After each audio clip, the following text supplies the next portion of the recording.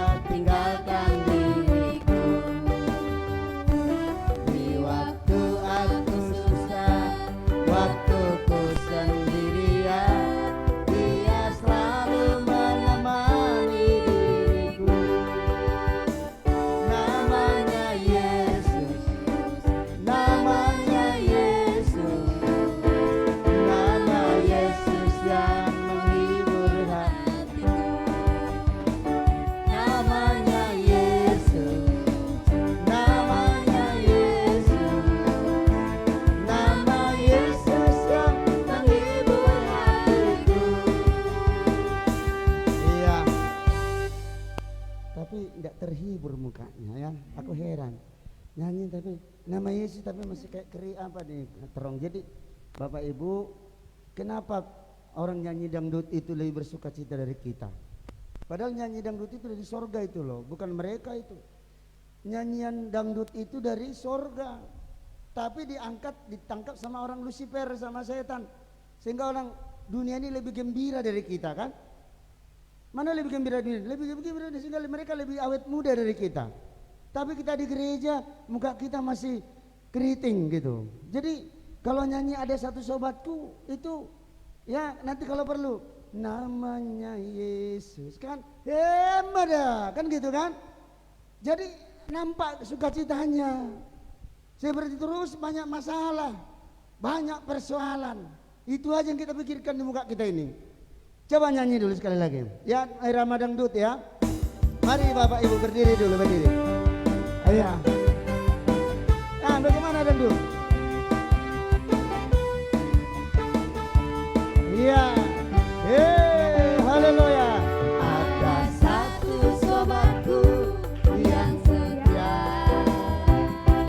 tak pernah dia tinggalkan diriku. Di waktu aku susah,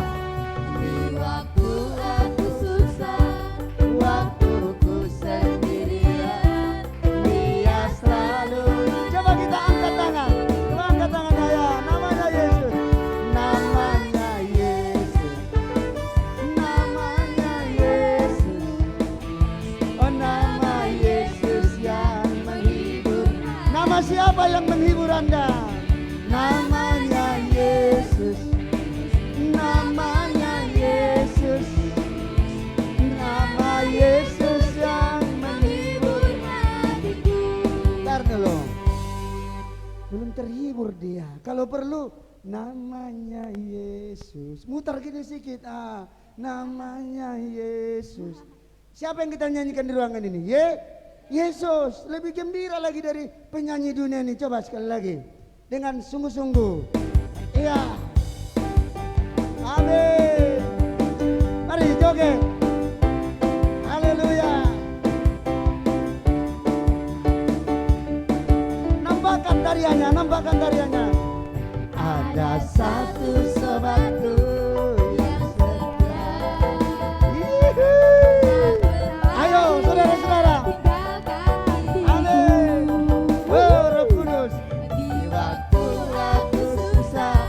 Waktuku sendirian, dia selalu menemani. Ayo coba angkat tangannya, putar, putar, putar.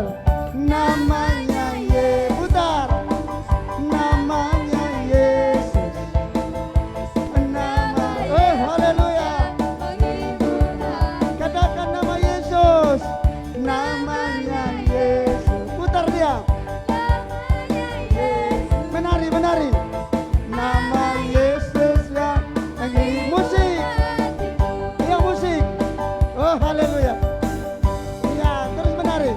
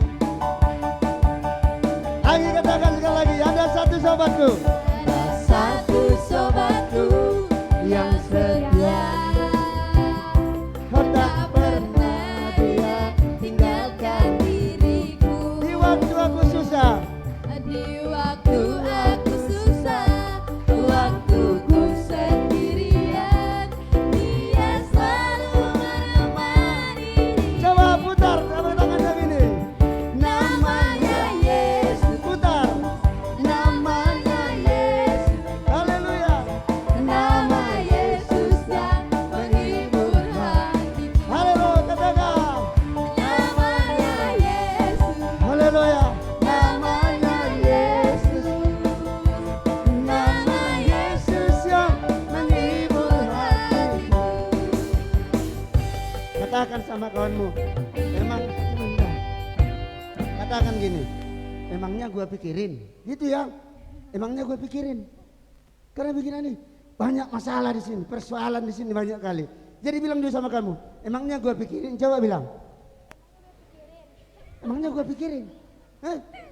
Apain gua pikirin itu? Di sini untuk bersuka cita di rumah Tuhan, amin. Sekali lagi dengan sungguh-sungguh, ayo jangan pikirkan. Buang dulu tuh, buang semua masalah.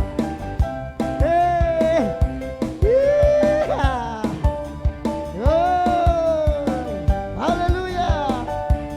Ada satu sobatku yang setia, tak pernah dia tinggalkan diriku. Di waktu aku susah, Di waktu aku susah, waktu ku sendirian, dia selalu ayo diputar. menemani diriku. Katakan namanya Yesus.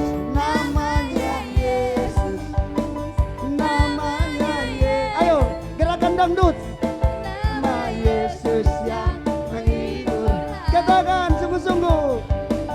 Namanya Yesus, Namanya Yesus. nama Yesus yang menghibur Kali katakan sekali lagi, namanya Yesus. Namanya Yesus, Namanya Yesus. nama Yesus yang menghibur hatiku. Angkat tangan kanannya. Namanya Yesus, Iya putar. Namanya Yesus. Nama Yesus yang menghibur hatiku. Nama Yesus yang menghibur hatiku. Nama Yesus yang menghibur. hatiku. Nama Yesus yang menghibur hatiku. Nama Yesus yang menghibur hatiku. Amin. Tepuk tangan. Silakan duduk Bapak Ibu. Haleluya. Terima kasih buat semua yang bertugas, Tuhan memberkati. Salam. Iya. Jadi Bapak Ibu yang dikasih Tuhan, kita ini harus menyadari bahwa kita harus ada self, apa namanya itu, percaya diri. Jadi kalau percaya diri itu percaya bahwa kita ini ajaib sebenarnya. Amin. Raja Daud katakan dalam Mazmur 139 ya, ayat yang ke berapa itu ya, bahwa kejadianku ini dahsyat, kata Tuhan. Mungkin agak berapa itu, abad 13-14 itu ya. Kejadianku itu dahsyat. Jadi kita ini enggak sembarangan diciptakan Tuhan. Kita ini unik ya, spesial. Spesial kita ini saudara-saudara. Jadi nah itu dia 13 mulai. Ya, aku ini kejadianku. Nah, engkau lah yang membentuk buah pinggang. Dia kena saya guting kalau bahasa Batak. Merjoget aja kena si guting itu. Ya, tahu saya guting. Nah, jadi kalau masalah ini saudara-saudara dipikirkan, memang cepatnya kita tua di dunia ini. Betul ya? Iya kan? Hanya masalah. Tapi kalau dikatakan engkau yang membentuk buah pinggangku, menenun aku dalam kandungan ibuku. Dahsyat nih kan? 14. Mari kita baca sama-sama ini. Baca sama-sama ya. Aku bersyukur oleh karena kejadianku dahsyat dan ajaib. Dan iya, ajaib yang kau buat dan jiwaku benar-benar menyadarinya. Sadar kita ini.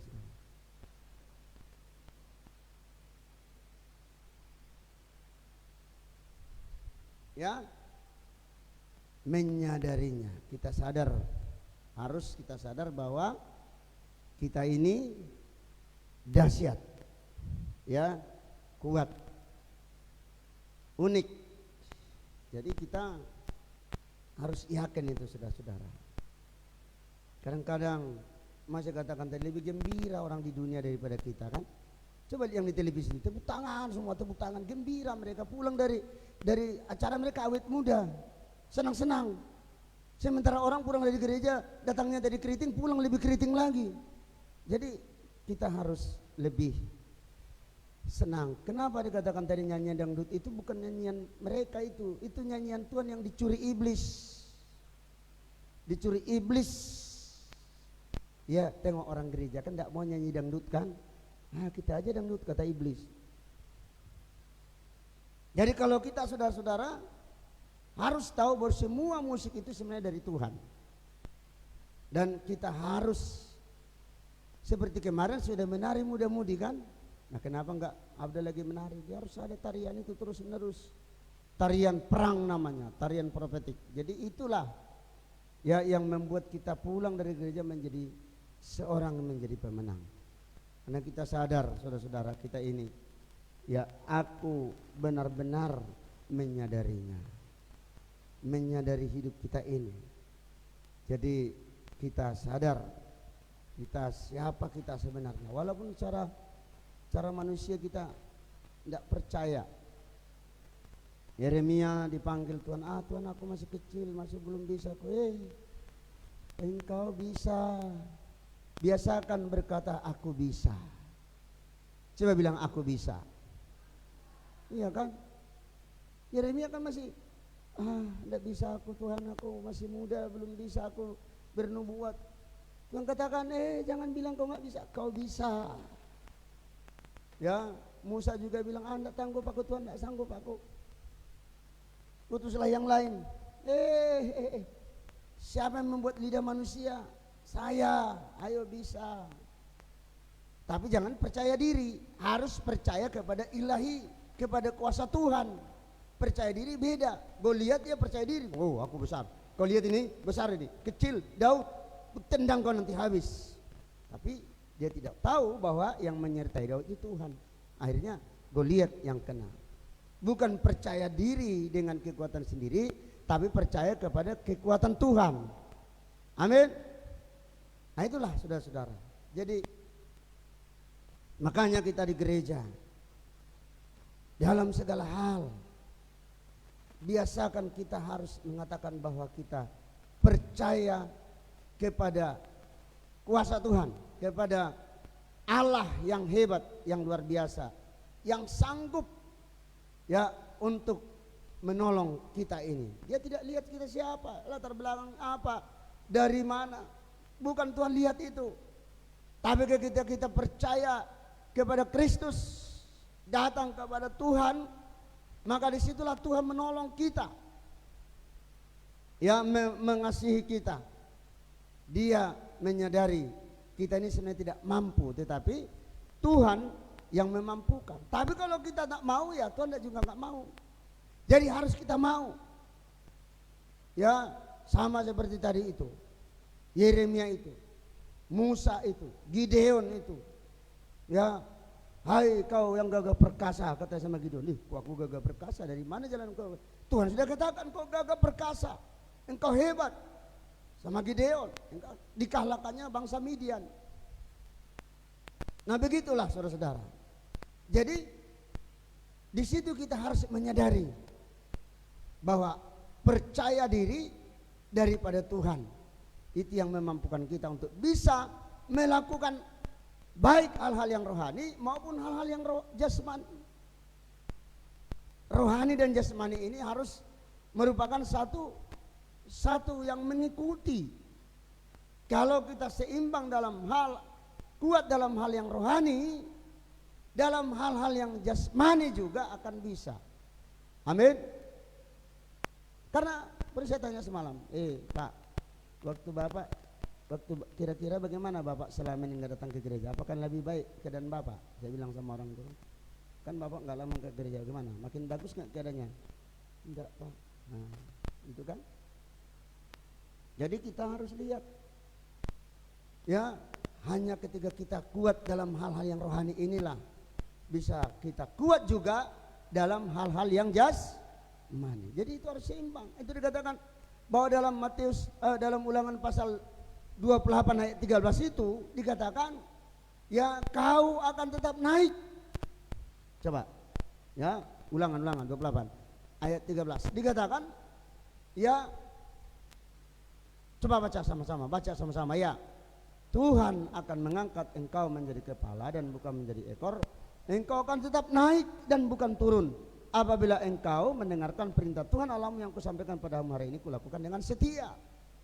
Terus sama-sama ya. Dan apabila engkau tidak menyimpang ke kanan atau ke kiri dari segala perintah yang kuberikan kepadamu pada hari ini, dengan mengikuti Allah lain dan beribadah kepadanya. Jadi naik. Ayat 13 tadi, kamu akan naik. Naik di sini bukan hanya naik dalam hal-hal yang mamanya ya bisa dalam hal-hal jasmani, tapi secara rohani nanti kita akan terangkat juga sampai ke surga ketika Yesus datang kedua kali. Ya, ayat 13 tadi, engkau akan tetap naik, upgrade, naik. Kalau Yesus datang, kita akan terangkat oleh karena kemuliaan yang semakin besar. Coba 2 Korintus 3 ayat 18, dikatakan oleh karena kemuliaan yang semakin besar. Ya, 2 Korintus 3 ayat 18, baca sama-sama ya. Dan kita semua mencerminkan kemuliaan Tuhan dengan muka yang tidak berselubung, dan karena kemuliaan itu datangnya dari Tuhan yang adalah roh, maka kita diubah menjadi apa? Serupa dengan gambarnya dalam kemuliaan yang semakin besar. Nah, kemuliaan yang semakin besar itulah yang membuat kita berhasil dalam segala hal, dalam segala bidang, memiliki satu kemuliaan yang semakin besar. Nah, ini yang bisa mengangkat kita, saudara-saudara. Diangkat dalam bidang hal finansial, ekonomi, bahkan sampai terangkat ke surga. Kalau Yesus datang dalam 1 Tesalonika 4, coba 1 Tesalonika 4 ayat 16, Paulus sebenarnya kok bisa tahu Paulus ini? Paulus sebenarnya bisa saja mengatakan, aku terangkat hari ini juga.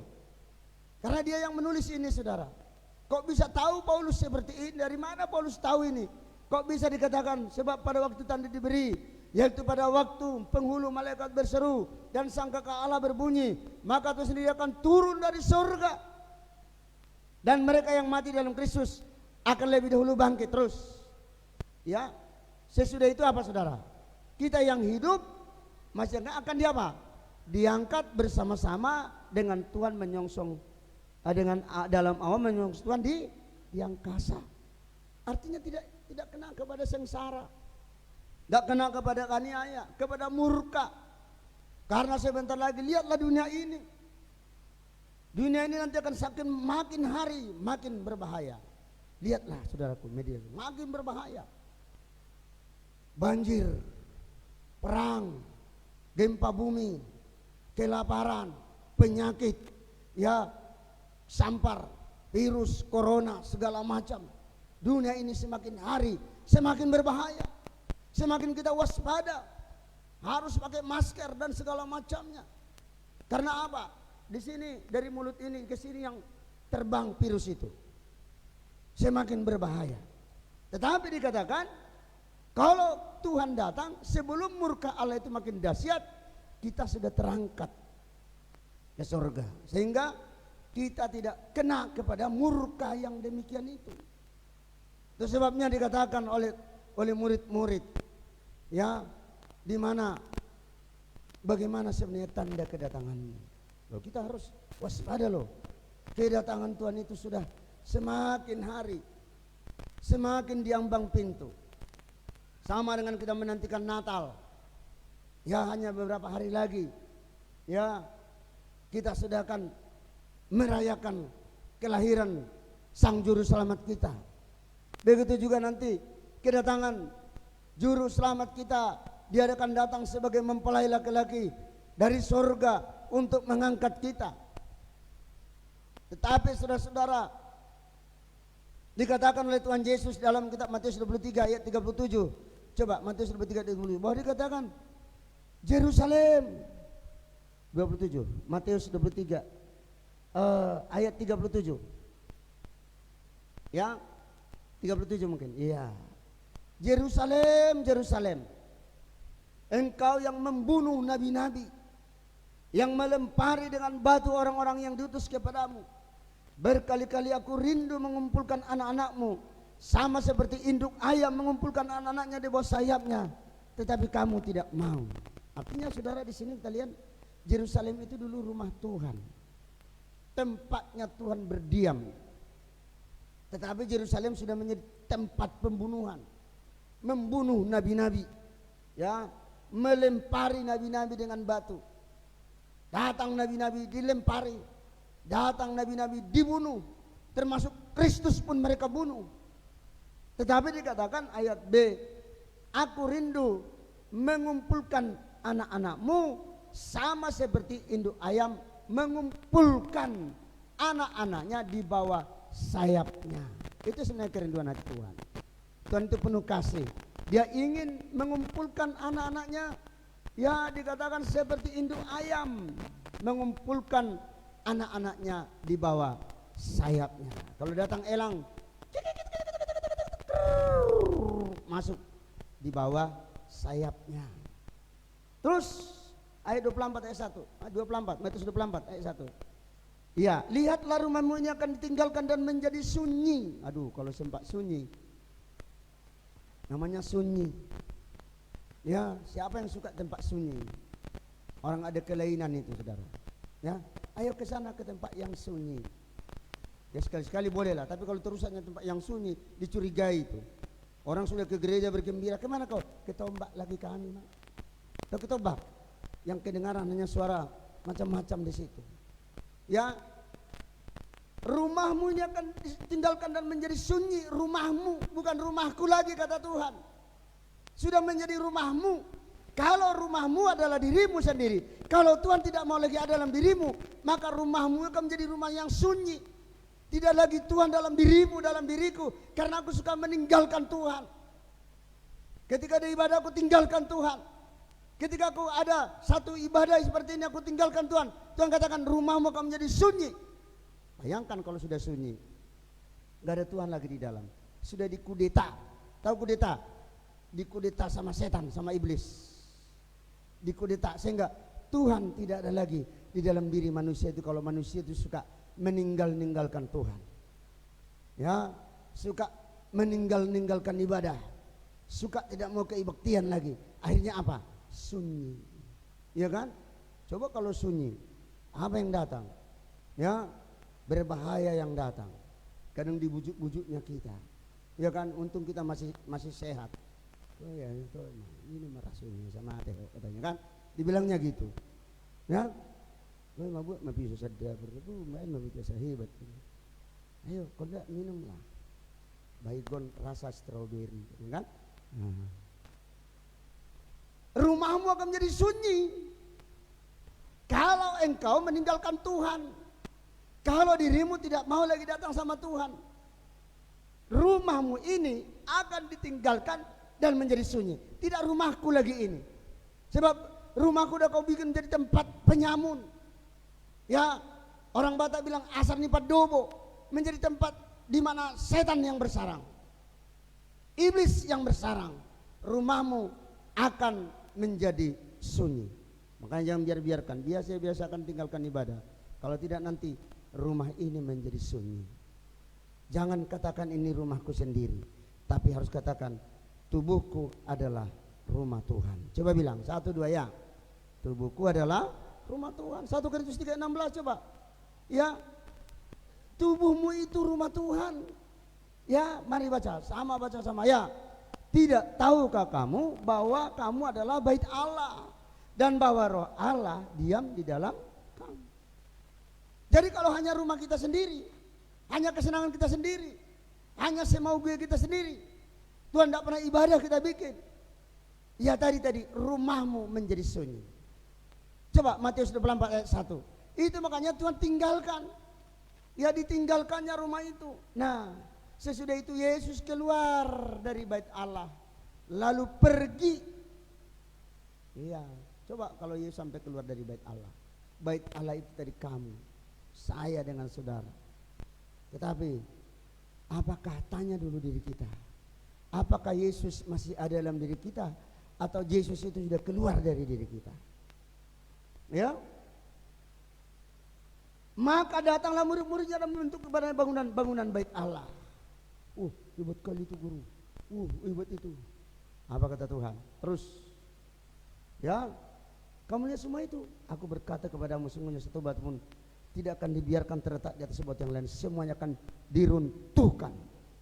Iya, secara jasmani. Tentara Roma pernah menyerbu, yaitu Yerusalem, itu Jenderal Titus tahun 70. Tahun 30 Yesus mati, lahir sampai tahun 30. Tahun 70 Jenderal Titus menyerbu Yerusalem. Akhirnya sunyi. Ya, bila hari telah senja, malam hari pun tiba, hidupku yang sengsara sunyi. Aduh, jadi sunyi. Apa yang datang kalau sunyi? Jangan biasakan sunyi. Amin. Iya kan? Aku berkata kepadamu, sungguh satu dirontokkan. Jadi yang pertama tadi saudara-saudara, ya dikatakan dalam Matius pasal 23 itu, ya, Yerusalem sudah menjadi tempat pembunuhan, tempat sarang penyamun. Ya. Yang kedua dikatakan bahwa ketika pintu tirai robek dari atas sampai ke bawah dalam Markus 13. Kemudian nomor 3 dikatakan bahwa Yesus meninggalkan bait Allah itu sehingga tempat itu menjadi sunyi. Hari ini kita akan beralihan. Artinya dari sistemnya bait Allah kepada sistemnya bait Allah yang sebenarnya adalah kita. Diri kita ini menjadi bait Allah yang sesungguhnya, bahwa roh Allah ada di dalam diri kita. Dulu ada sistemnya, yang pertama dalam 3 gunung, 3 bukit terbangun saudara. Pertama yaitu Gunung Gibeon, kedua Sion, yang ketiga bait Allah yang dibangun oleh Salomo. Coba di dalam yaitu 2 Tawarik pasal 3 ayat 1. Ya, 2 Tawarik pasal 1, 2 Tawarik pasal 1 ayat 3, 2 Tawarik pasal 1 ayat 3. Lalu pergilah Salomo bersama-sama dengan segenap jemaah itu ke bukit pengorbanan yang di Gibeon. Sebab disitulah kemah pertemuan Allah yang dibuat Musa, hamba Tuhan itu di padang gurun. Ini yang pertama. Tetapi di Gibeon ini saudara-saudara tidak ada lagi tabut perjanjian, sudah diambil orang Palestina. Yang kedua, Daud membawa tabut Allah, dibawanya ke Gunung Sion. Coba dalam Mazmur 87 ayat 5. 87 ayat 5 ada. Iya. Coba kita baca sama-sama, kita baca ya.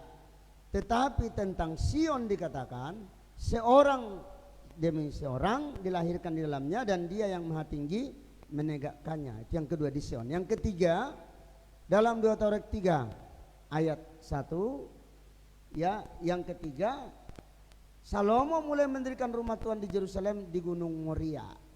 Jadi ada 3 bukit. Pertama Gibeon, kedua Sion, yang ketiga apa? Gunung Moria. Dalam Yesaya pasal 2 dikatakan ayat yang ketiga dan keempat, coba di situ dikatakan bahwa gunung-gunung rumah Tuhan. Ya, Yesaya pasal 2. Ya. Nah, iya. Coba ayat 2. Ayat 2. Iya. Akan terjadi pada hari-hari yang terakhir, gunung tempat rumah Tuhan akan berdiri tegak di hulu gunung-gunung dan menjulang tinggi di atas bukit-bukit. Segala bangsa akan berduyun-duyun ke sana. Jadi masih akan ada lagi satu kegerakan yang besar, kegerakan raksasa, di mana nanti saudara-saudara kita yang dari seberang itu akan datang untuk mencari Tuhan. Mereka menyadari Tuhan kita ini yang benar. Allah itu sebenarnya yang benar. Allah Abraham, Ishak dan Yakub. Allah yang di dalam nama Yesus Kristus, itulah sebenarnya yang benar. Ya, nanti segala bangsa akan berduyun-duyun, datang. Kalau tiba-tiba, coba kalau datang nanti orang asli ini datang ke sini saudara. Wah, gereja dan Stong, gereja yang benar. Ayo kita sini. Mungkin tidak muat lagi tempat ini. Dan satu nubuatan saudara. Ya, hari-hari yang terakhir. Kita sekarang berada pada hari-hari terakhir. Gunung-gunung tempat rumah Tuhan akan berdiri tegak di hulu gunung-gunung dan menjulang tinggi di atas bukit-bukit. Segala bangsa akan berduyun-duyun ke sana. Terus. Dan banyak suku bangsa akan pergi secara bergetah. Apa katanya saudara? Sama-sama kita baca dari mana kita? Sama-sama kita baca ya. Mari kita naik ke gunung Tuhan, ke rumah Allah Yakub, supaya Ia mengajar kita tentang jalan-jalannya dan supaya kita berjalan menemuinya. Sebab dari Sion akan keluar pengajaran dan firman Tuhan dari Yerusalem. Mari kita pergi ke sana. Ya, ada pernah kemarin asli orang Sumbar bilang, dia nengok gereja kok enak kali di gereja orang ini ya, nyanyi-nyanyi, memuji-muji Tuhan, senang-senang dalam hati. Kalau pergi aku rupanya ke rumah, ke gereja, siapa melarang aku? Ditanya dirinya, siapa rupanya melarang aku kalau pergi ke gereja? Diberanikan dirinya, beranikan nyeri datang ke gereja, dan dia merasakan suasana surga, suasana damai di dalam gereja Tuhan, di dalam ibadah dia rasakan. Akhirnya datang dia dan sangat senang. Amin. Haleluya. Jadi begitu saudara. Mari kita pergi ke rumah Tuhan, ke rumah Allah Yakub, supaya mengajar kita tentang jalan-jalannya, supaya kita berjalan menempuh. Sebab dari Sion akan keluar pengajaran dan firman Tuhan dari Yerusalem. Nah inilah saudara-saudara. Jadi ya dikatakan tadi ada satu peralihan dari suasana bait Allah yang secara jasmani kepada yaitu suasana roh. Nah Yesus katakan kepada perempuan Samaria, perempuan, ya saatnya sudah datang dan sudah tiba sekarang. Penyembah-penyembah benar itu menyembah bukan di gunung ini, bukan di tempat lain-lain, tapi orang menyembah di dalam roh dan kebenaran. Coba dalam Yohanes pasal 4 ayat 21. Ya, Yohanes 4 ayat 21. Coba dibaca. Iya. Kata Yesus kepadanya, percayalah kepadaku hai perempuan. Itu dia bilang. Siapa perempuan di sini? Ya kan? Perempuan. Saatnya akan tiba bahwa kamu akan menyembah bukan di gunung ini, bukan pula di Yerusalem. Terus kamu menyembah apa yang tidak kamu kenal. Kami menyembah apa yang kami kenal. Kita mengenal Bapa kita dalam nama siapa? Dalam kan kita Bapa kami yang kami kenal di dalam nama Yesus. Ya. Sebab keselamatan datang daripada bangsa Yahudi. Teruskan. Tetapi saatnya akan datang dan sudah tiba sekarang bahwa penyembah-penyembah benar akan menyembah Bapa dalam roh. Makanya harus menyembah dalam roh. Menari pun harus dalam roh. Seperti tadi kan? Coba kalau dalam roh kita bernyanyi itu. Ya. Ada satu sobatku yang setia. Bukan berarti saudara jadi duniawi nyanyikan itu. Oh, sudah dunia itu semua ada dunia. Nari dangdut. Dalam roh kita bernyanyi. Daud juga menari dalam roh. Sehingga semua masalahnya lenyap pergi. Roh Kudus yang turun dalam dirinya. Menyembah bukan hanya bukan hanya seperti itu, tapi menari juga dalam roh. Amin. Loh ini loh. Bertepuk tangan dalam roh. Namanya pun dalam roh. Menyembah sambil menari juga bisa. Ya, sambil menari menyembah. Jadi dikatakan dalam roh dan apa? Kebenaran. Kita benar loh. Bukan kita mau sambil minum tua kita, bukan seperti itu. Ya. Tapi kita dalam roh dan kebenaran. Sebab Bapa menghendaki penyembah-penyembah yang demikian. Ini saudara. Jadi harus kita biasakan hidup dalam roh. Menyembah dalam roh. Berdoa dalam roh. Haleluya. Berdoa dalam roh. Yudas 20 dikatakan, coba Yudas 20. Dikatakan bangunlah dirimu sendiri. Ya. Iya, baca sama-sama. Kita baca ya. Akan tetapi kamu saudara-saudaraku yang kekasih, bangunlah dirimu sendiri di atas dasar imanmu yang paling suci apa? Berdoalah di dalam roh. Kalau doa yang dimengerti itu biasa. Tapi coba doa yang tidak dimengerti. Itu setan akan bingung mendengar doa kita. Ayah di padokono nasi bulusi kan. Apa doanya? Tidak bisa. Berdoa di dalam roh. Bangunlah dirimu sendiri di atas dasar imanmu yang paling suci.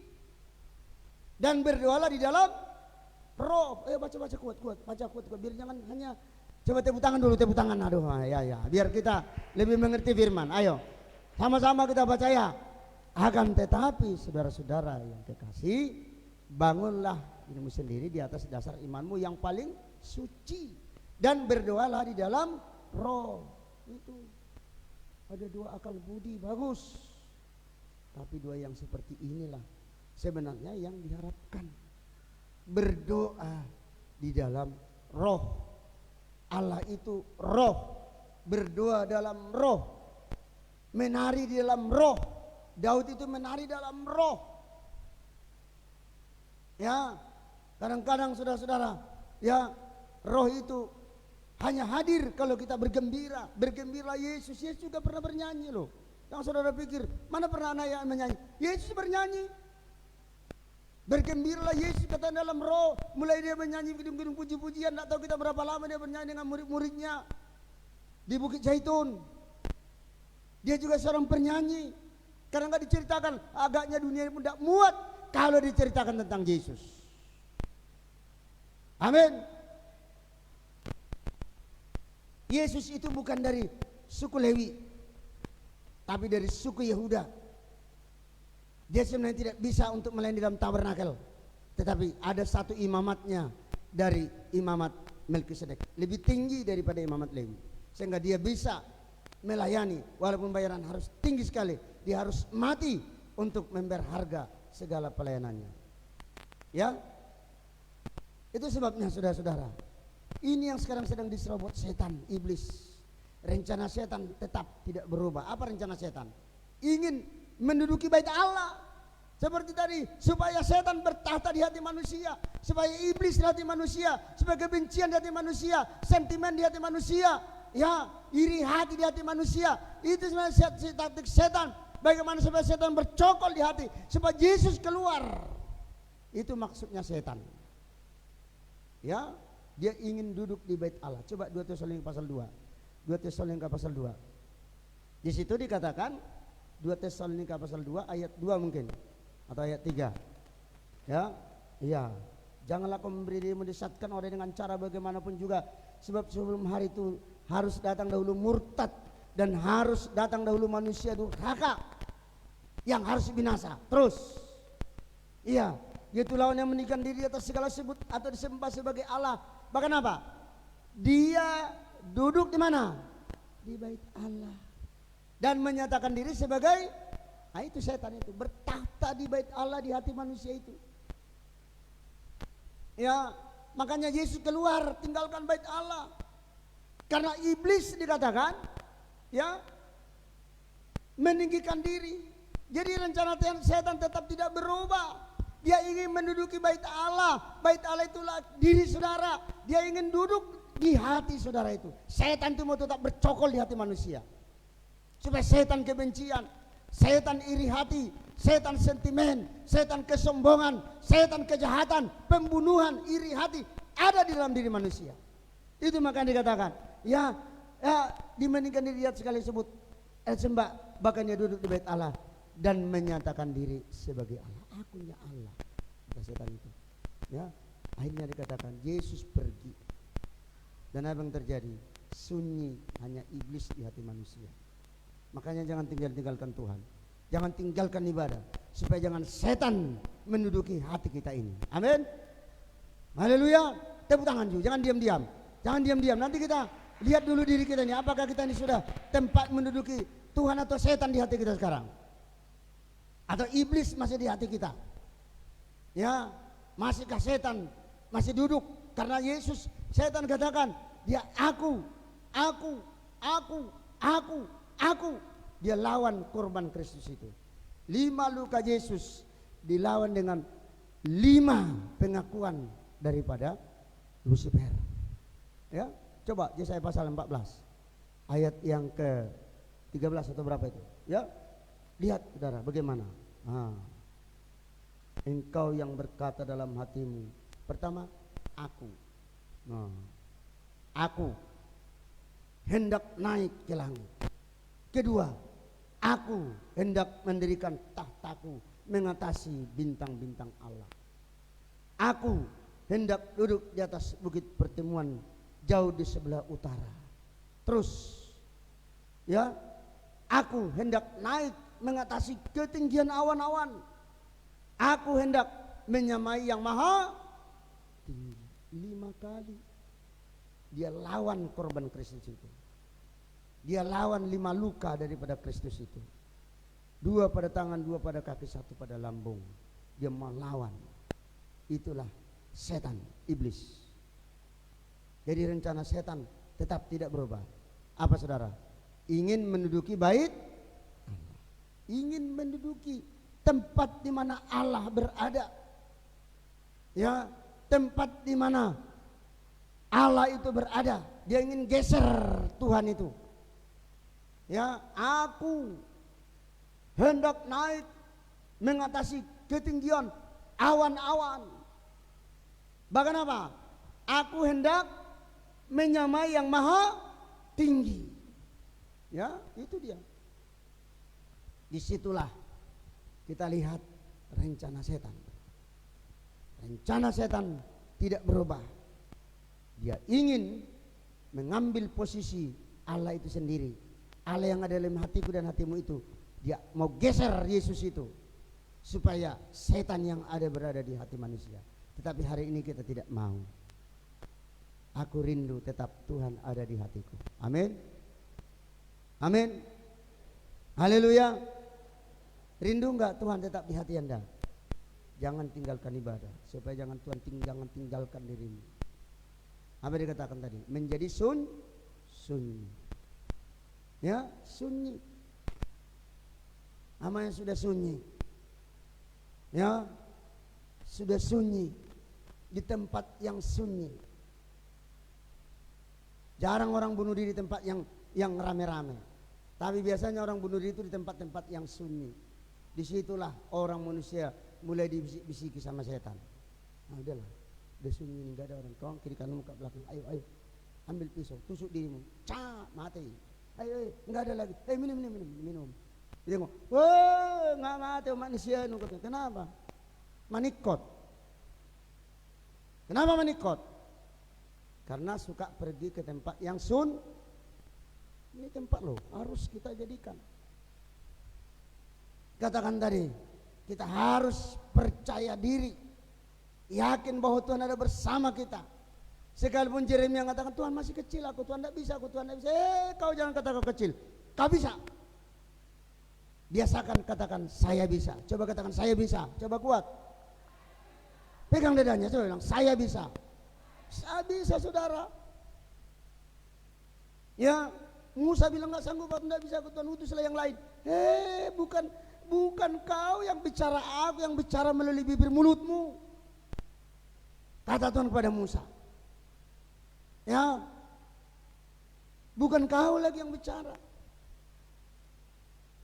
Gideon juga seperti itu, kau gagah perkasa. Apanya yang gagah dengan saya ini? Kalau lihat posturnya saya ini siapa?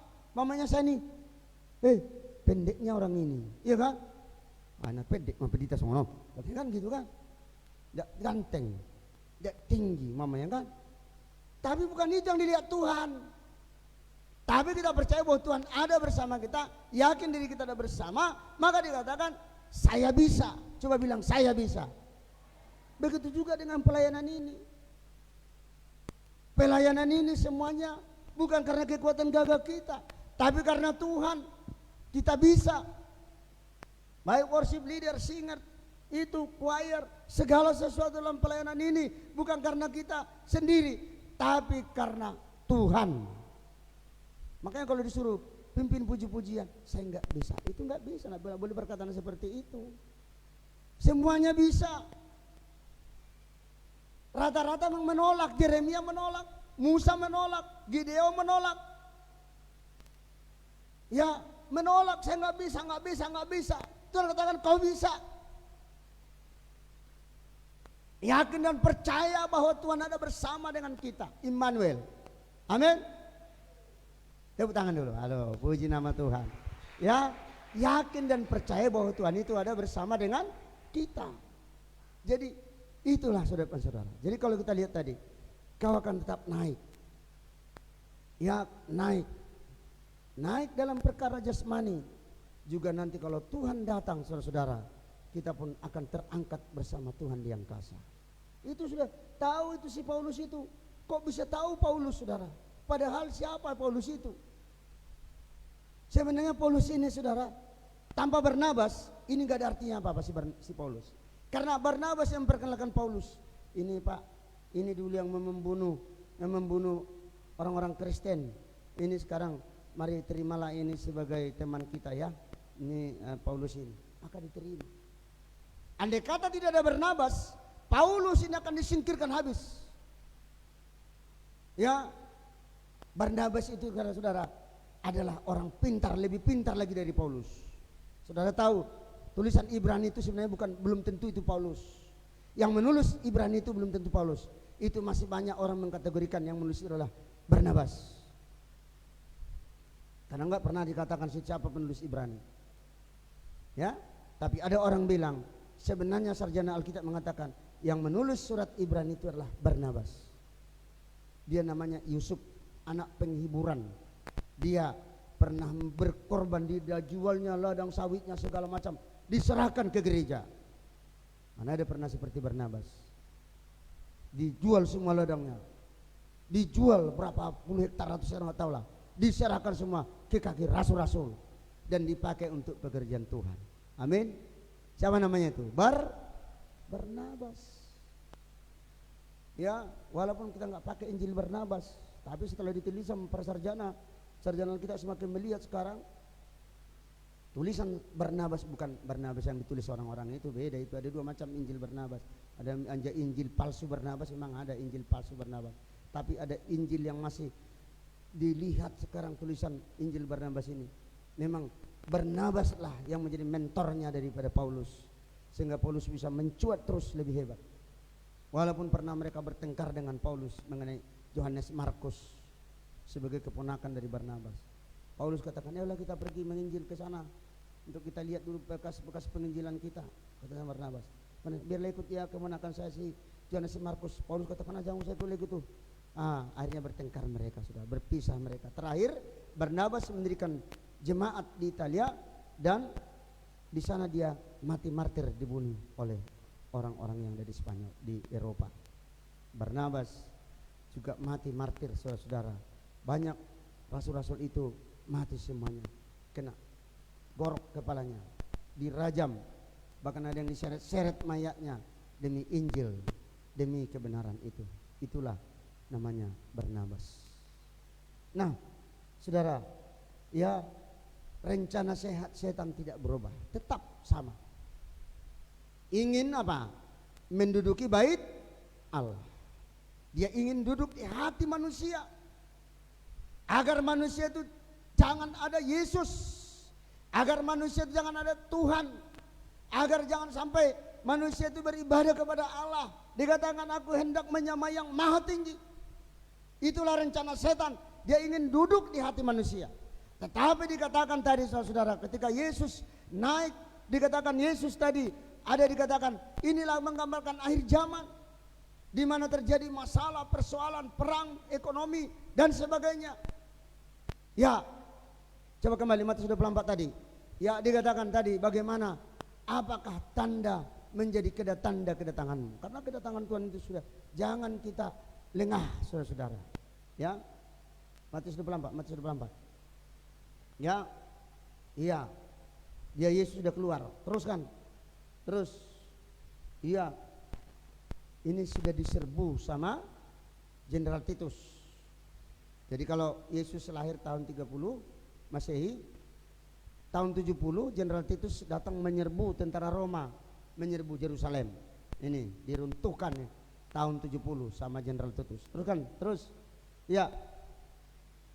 Iya, ketika Yesus di Bukit Baijun, kemudian bercakap-cakap, katakanlah kepada kami bila manakah hal itu akan terjadi dan apakah tanda kedatanganmu dan tanda kesudahan dunia. Lihatlah saudaraku, seperti Merapi kemarin sudah makin mengamuk di Jawa Tengah.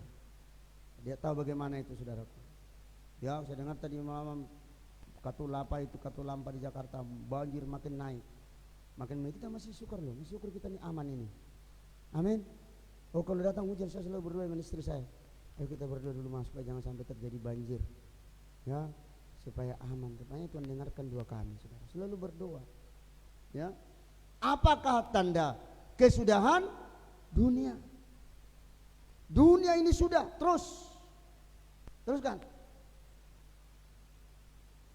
Apa katanya? Waspadalah supaya jangan ada orang yang menyesatkan kamu. Waspada penyesat, ajaran-ajaran penyesatan. Hati-hati dengan penyesatan.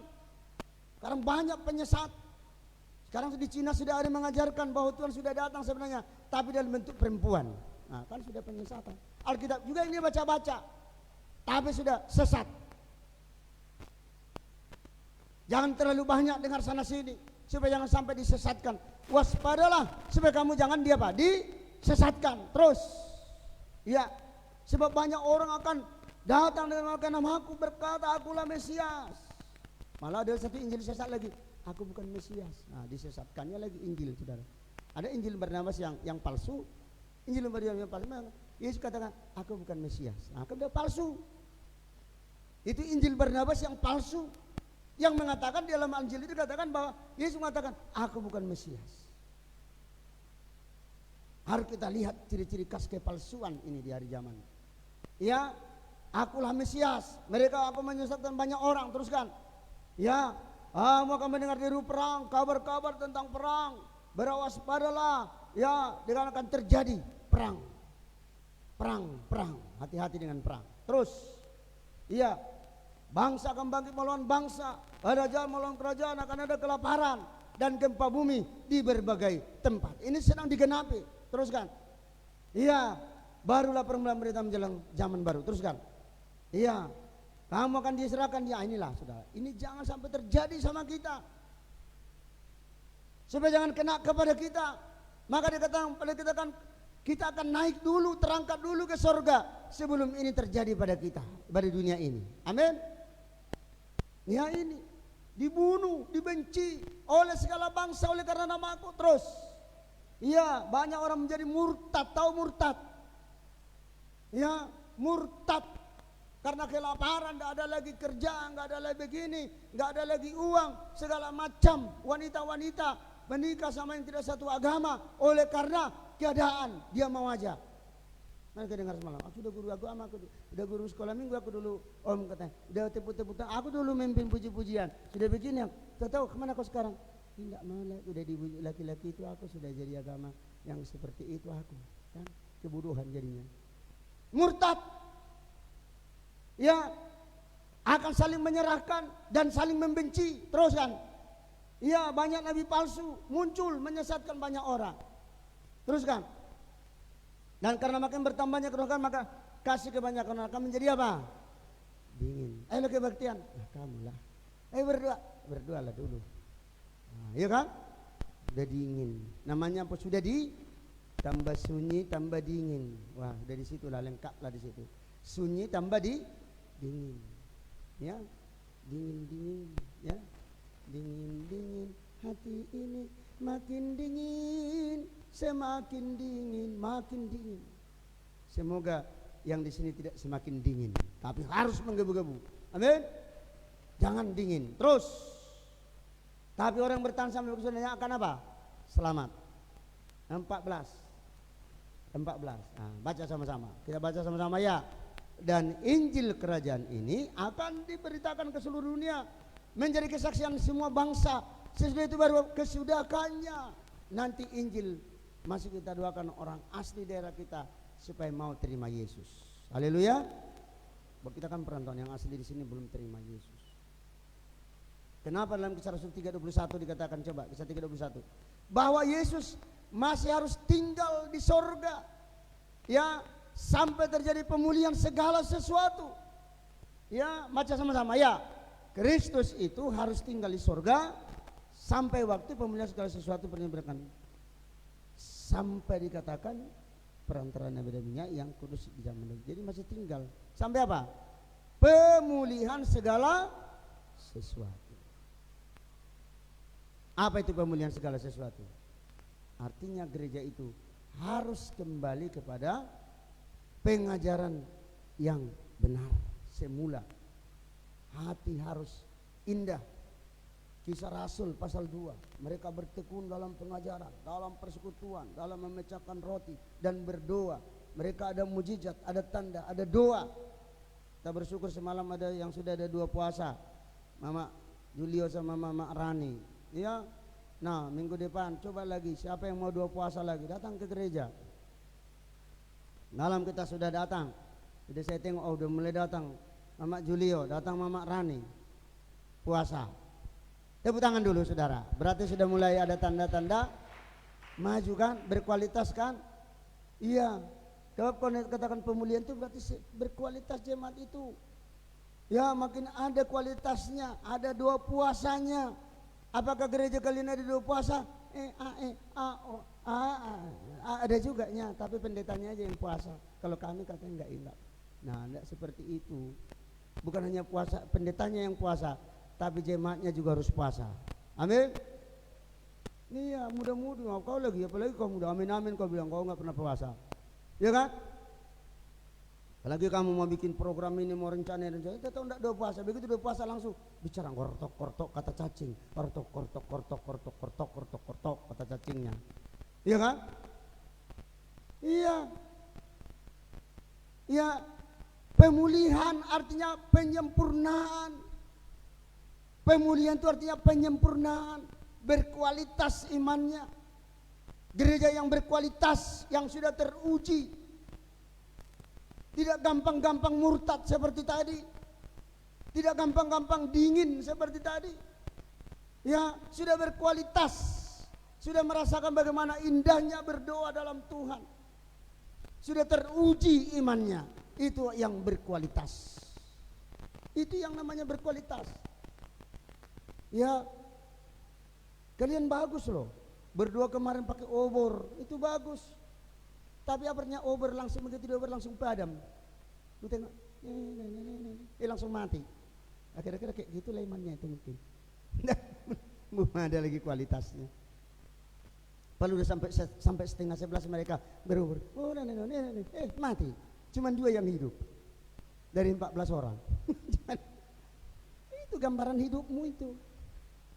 Belum ada minyak Roh Kudus dalam dirimu. Belum berkualitas imanmu itu.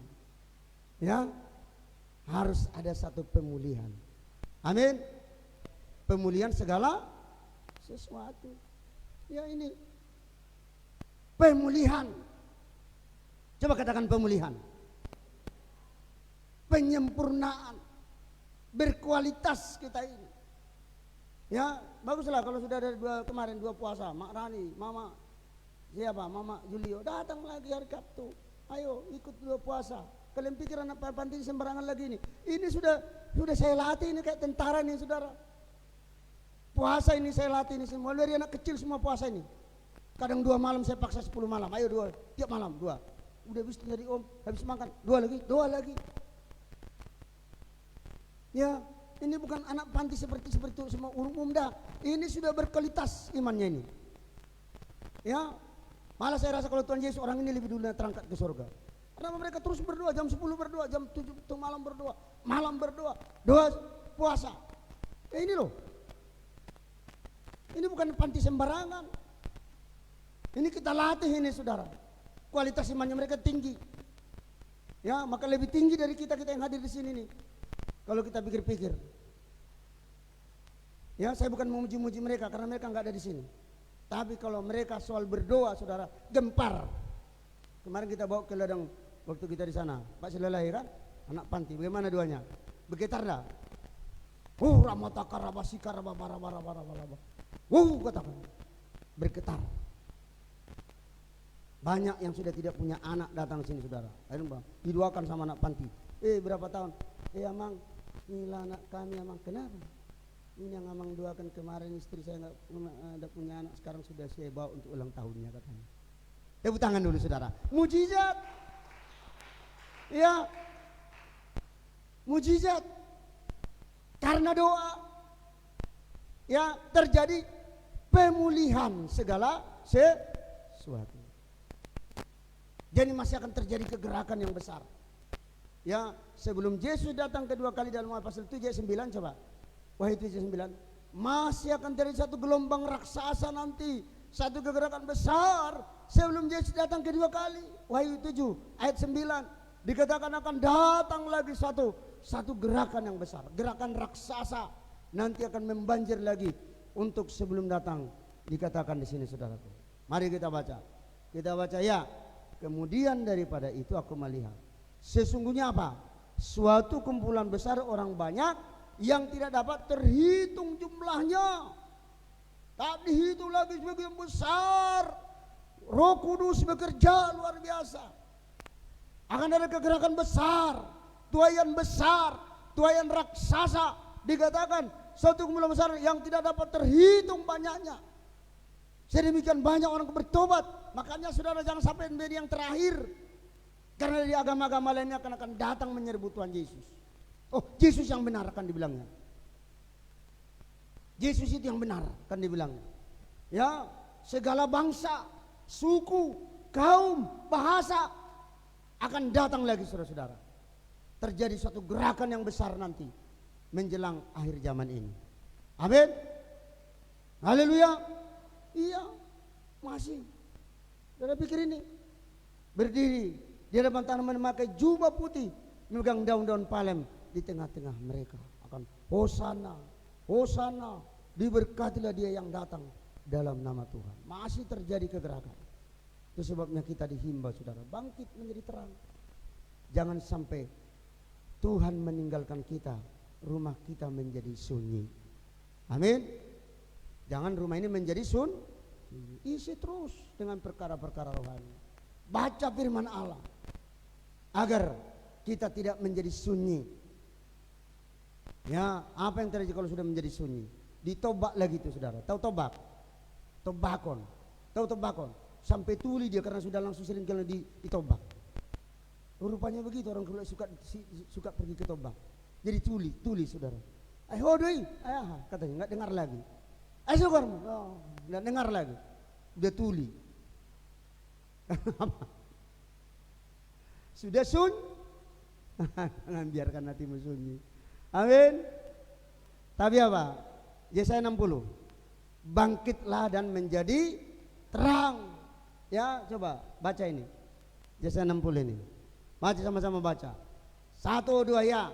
Bangkitlah dan menjadi teranglah, sebab terangmu datang dan kemuliaan Tuhan terbit atasmu. Bangkit dan menjadi terang. Coba katakan terang. Semua terang. Dunia gelap. Coba lihat dunia ayat 2 ini. Ya. Coba lihat ayat 2. Apa katanya? Ayat 2. Sebab sesungguhnya kegelapan menutupi bumi dan kegelapan menutupi bangsa-bangsa, tapi terang Tuhan terbit atasmu dan kemuliaan menjadi nyata atasmu. Gelap. Saudara pikir dari Januari sampai April hampir 10 juta terjadi pengguguran kandungan, aborsi. Ya, bayangkan itu. Sekarang di Jakarta sudah ada rumah sakit untuk menggugurkan kandungan. Bentar dilegalkan lagi itu. Apa enggak sedih hati Tuhan, bayi terus dibunuh. HIV AIDS, narkoba, ya, kemudian apa lagi? Corona. Itulah keadaan dunia ini. Kegelapan menutupi bumi dan kegelapan menutupi bangsa-bangsa, tetapi terang Tuhan terbit atasmu, kemuliaan Tuhan menjadi nyata atasmu. Amin. Minta amin tuh. Amin. Haleluya. Iya. Kurang kuat haleluya. Haleluya. Iya, baru namanya haleluya. Jangan sampai luar jadi halelupa. Ya kan? Pak Rahmat jangan salah bilang ya. Halelupa. Jangan ya. Tapi hale apa? Haleluya. Coba lagi sekarang. Haleluya ya. Haleluya. Jangan haleluya. Tapi harus apa? Haleluya.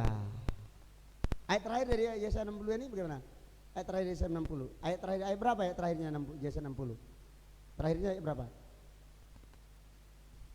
Ayat berapa? Sampai ayat berapa itu? 22. Coba. Nah, yang paling kecil akan menjadi kaum yang besar, yang paling lemah akan menjadi bangsa yang kuat. Aku Tuhan yang melaksanakannya dengan segera pada waktunya. Ini mujizat Tuhan. Amin. Oh ini mujizat loh nih. Apa katanya? Yang paling kecil akan menjadi kaum yang besar. Saudara jangan rendah diri dalam dunia ini. Bisa saja kok tiba-tiba diangkat Tuhan menjadi kaya raya, nggak tahu kita cara Tuhan. Amin. Ini kok Tuhan bilang nih, yang paling kecil akan menjadi kaum yang besar, yang lemah menjadi bangsa yang kuat. Aku Tuhan yang melaksanakannya dengan segera pada waktunya. Amin. Jangan diam, coba tepuk tangan. Jangan diam supaya kita bergairah. Ya, yang paling kecil menjadi kaum yang besar. Ayat terakhir, ini betul-betul terakhir nih, Roma 9 ayat 28. Allah yang berfirman, Allah akan melaksanakannya.